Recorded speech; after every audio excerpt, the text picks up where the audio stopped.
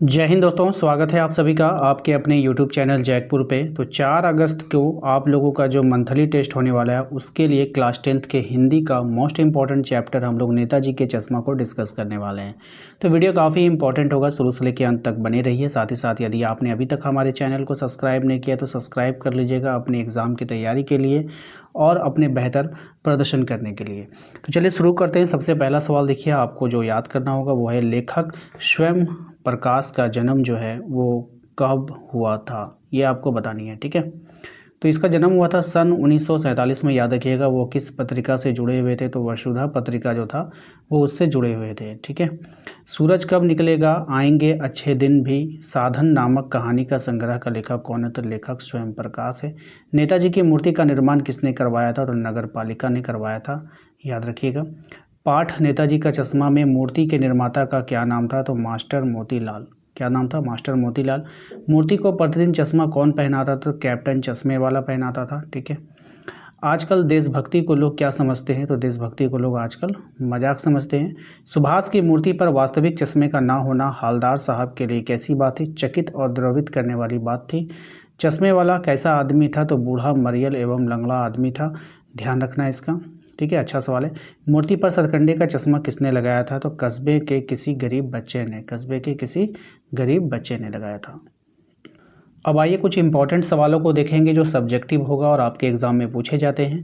सबसे पहला सवाल देखिए, यहाँ पे जो इंपॉर्टेंट सवाल है वो है, कह रहा है कि सेनानी ना होते हुए भी चश्मे वाले को लोग कैप्टन क्यों कहते थे। तो चश्मे वाला एक साधारण, बहुत बूढ़ा, मरियल सा लंगड़ा व्यक्ति था जिसमें देशभक्ति की भावना कूट कूट कर भरी हुई थी। वह गांधी टोपी पहनता था और काले रंग का चश्मा लगाता था। उसे नेताजी के बिना चश्मे वाली मूर्ति अच्छी नहीं लगती थी, इसलिए नेताजी की मूर्ति को प्रतिदिन चश्मा लगाता था। शायद उसे नेताजी के बिना चश्मे की मूर्ति अच्छी नहीं लगती थी, उसकी इस श्रद्धा को देखकर लोग उसे कैप्टन कहते थे। ठीक है, तो काफ़ी अच्छा सवाल है, कई बार एग्जाम में पूछा गया है, तो इसको आप लोग अच्छे से तैयार कर लेना।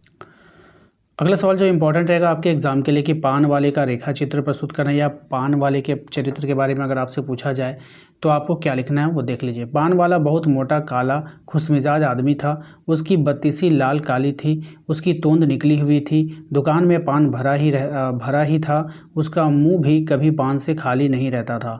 पान चबा चबा कर थूकता रहता था। स्वभाव से वह दूसरों की मजाक उड़ाने वाला था, इसलिए तो चश्मे वाले को वह मजाक उड़ाता रहता था। ठीक है, तो ये आपका अच्छा सवाल है, ध्यान में रखना है आप सभी को। इसके बाद जो इम्पोर्टेंट सवाल है, ये कई बार एग्जाम में आया हुआ सवाल है, तो इसको भी आप लोग अच्छे से कर लीजिएगा। वो लंगड़ा क्या जाएगा फौज में, पागल है पागल। कैप्टन के प्रति पान वाले की इस टिप्पणी पर आपकी क्या प्रतिक्रिया है। तो देखिए, कैप्टन चश्मे वाले के प्रति पान वाले की इस प्रकार व्यंग युक्त भाषा का प्रयोग उसकी अदूरदर्शिता एवं फूहड़पन को दर्शाता है। उसके अंदर कटाक्ष करने की प्रवृत्ति है, इसी कारण वह कैप्टन की देशभक्ति की भावना को देख नहीं पा रहा। कैप्टन अपाहिज था, किंतु उसकी वेशभूषा में गांधी टोपी पहनना, काला चश्मा लगाना, यह व्यवहार नेताजी की तरह ही थी। वो फेरी वाला था, रेहड़ी पर दुकान लगाता था, फिर भी एक चश्मा नेताजी को पहनाना नहीं भूलता था। यदि उसे उस चश्मे की आवश्यकता होती तो क्षमा मांगता हुआ चश्मा निकालता, उसके स्थान पर दूसरे चश्मा लगा देता।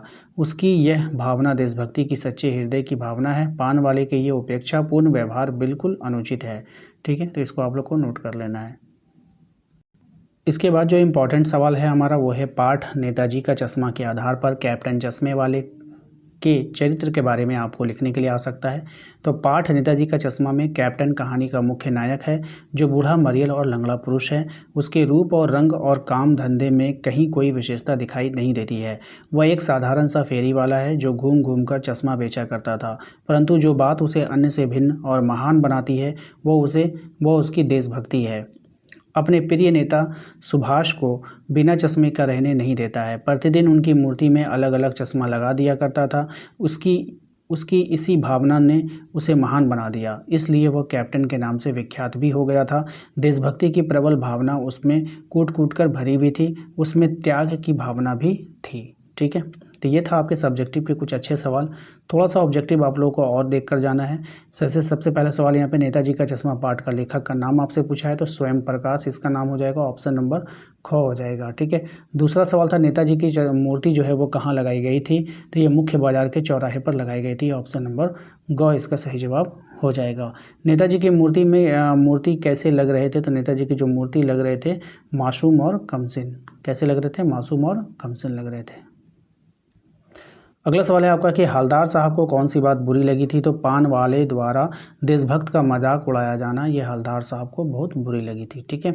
चश्मे वाले को देखकर हवलदार साहब चक्कर में क्यों पड़ गए? तो एक बूढ़ा मरियल लंगड़ा आदमी की देशभक्ति को देखकर वो चक्कर में पड़ गए थे। ठीक है। नेक्स्ट आपका हवलदार साहब और चश्मे वाले में क्या समानता है? तो दोनों देशभक्त थे, यही उन दोनों में क्या है? समानता है। नेक्स्ट है आपका कि हवलदार साहब नेताजी की मूर्ति पर रियल चश्मा देखकर सर्वप्रथम क्या सोचते हैं?